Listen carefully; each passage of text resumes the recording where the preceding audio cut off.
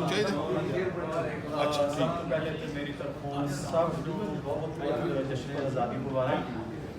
ਨਹੀਂ ਉਹ ਨਹੀਂ, ਮੈਂ ਜ਼ਰੂਰ ਇਸ ਚੀਜ਼ ਨੂੰ ਇੱਥੇ ਮੈਂਸ਼ਨ ਕਰਨਾ ਚਾਹਾਂਗਾ ਕਿ ਆਈ ਐਮ ਵੈਰੀ ਪ੍ਰਾਊਡ ਕਿ ਮਤਲਬ ਹੈ ਕਿ ਮੈਂ ਇਸ ਜੱਟ ਐਸੋਸੀਏਸ਼ਨ ਆਫ ਕੈਨੇਡਾ ਦਾ ਮਤਲਬ ਕਿ ਪ੍ਰਾਊਡ ਮੈਂਬਰ ਹਾਂ। ਠੀਕ ਹੈ ਜੀ। ਔਰ ਇਹ ਜੱਟ ਐਸੋਸੀਏਸ਼ਨ ਆਫ ਕੈਨੇਡਾ ਮਾਸ਼ਾਅੱਲਾ ਮਤਲਬ ਹੈ ਕਿ ਸਾਰਾ ਪ੍ਰੋਗਰਾਮ ਆਰਗੇਨਾਈਜ਼ ਕੀਤਾ ਹੈ। ਅਗਰ ਕੋਈ ਇੱਥੇ ਮਹਿਮਾਨ ਵੀ ਆਏ ਨੇ ਤਾਂ ਮੈਂ ਉਹਨਾਂ ਨੂੰ ਵੈਲਕਮ ਕਰਨਾ ਔਰ ਥੈਂਕ ਯੂ ਵੀ ਕਰਨਾ ਕਿ ਆਪਣਾ ਟਾਈਮ ਕੱਢਿਆ ਔਰ ਸਾਡੇ ਨਾਲ ਤੁਸੀਂ ਸ਼ਾਮਲ ਹੋਏ। ਜਿਸ ਤਰ੍ਹਾਂ ਹੈ ਕਿ ਆਜ਼ਾਦੀ ਸਭ ਨੂੰ ਪਤਾ ਕਿ ਮਤਲਬ ਬਹੁਤ ਵੱਡੀ ਨਿਮਤ ਹੈ। ਠੀਕ ਹੈ ਜੀ। ਸਾਡੇ ਵੱਡਿਆਂ ਨੇ ਇਹਨੂੰ ਹਾਸਲ ਕਰਨ ਵਾਸਤੇ ਜੋ ਜਦੋਜਹਿਦ ਕੀਤੀ, ਜੋ ਤਕਲੀਫਾਂ ਉਠਾਈਆਂ, ਉਹਦਾ ਅੰਦਾਜ਼ਾ ਅਸੀਂ ਨਹੀਂ ਕਰ ਸਕਦੇ।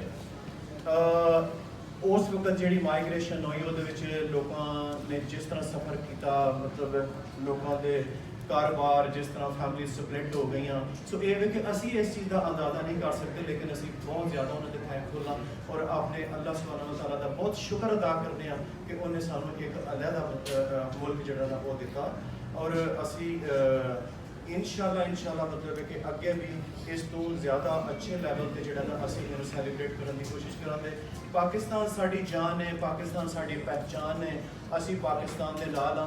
ਔਰ ਅਸੀਂ ਇੱਥੇ ਰਹਿ ਕੇ ਕੈਨੇਡਾ ਦੇ ਵਿੱਚ ਵੀ ਮਤਲਬ ਹੈ ਕਿ ਮੈਂ ਬਹੁਤ ਮਤਲਬ ਹੈ ਕਿ ਆਈ ਐਮ ਵੈਰੀ ਪ੍ਰਾਊਡ ਕਿ ਅਸੀਂ ਇੱਥੇ ਵੀ ਇਕੱਠੇ ਹੋ ਕੇ ਮਤਲਬ ਕਿ ਪਾਕਿਸਤਾਨ ਦੀ ਜਿਹੜੀ ਮੁਹੱਬਤ ਸਾਡੇ ਦਿਲਾਂ ਦੇ ਵਿੱਚ ਮਤਲਬ ਹੈ ਕਿ ਉਸੇ ਤਰ੍ਹਾਂ ਬਲਕਿ ਮੈਂ ਕਹਾਂਗਾ ਉਸ ਤੋਂ ਵੀ ਜ਼ਿਆਦਾ ਹੈ। ਠੀਕ ਹੈ ਜੀ।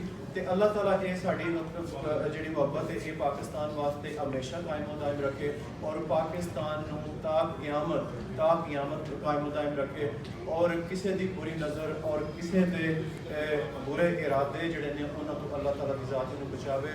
ਵੀ ਆਰ ਵੈਰੀ ਪ੍ਰਾਊਡ ਪਾਕਿਸਤਾਨੀ। ਔਰ ਮੈਂ ਜ਼ਰੂਰ ਇੱਥੇ ਇਹ ਵੀ ਮੈਂਸ਼ਨ ਕਰਨਾ ਚਾਹਾਂਗਾ ਕਿ ਅਲਹਮਦੁਲਿल्लाह ਵੀ ਆਰ ਅਗੇਨ ਮਤਲਬ ਕਿ ਫਾਰਚੂਨੇਟ ਕਿ ਅਸੀਂ ਕੈਨੇਡਾ ਜੈਸੇ ਮੁਲਕ ਦੇ ਵਿੱਚ ਆਏ ਹਾਂ ਜਿੱਥੇ ਮਤਲਬ ਕਿ ਬਹੁਤ ਜ਼ਿਆਦਾ ਅਪਰਚੁਨਿਟੀਜ਼ ਨੇ। ਕੈਨੇਡਾ ਨੇ ਸਾਨੂੰ ਬਹੁਤ ਕੁਝ ਦਿੱਤਾ ਹੈ। ਅਸੀਂ ਕੈਨੇਡਾ ਵਾਸਤੇ ਵੀ ਸਾਡੇ ਦਿਲ ਤੋਂ ਮਤਲਬ ਹੈ ਕਿ ਉਹੀ ਦੁਆਵਾਂ ਨੇ, ਉਹੀ ਸਭ ਕੁਝ ਹੈ ਜੋ ਪਾਕਿਸਤਾਨ ਵਾਸਤੇ।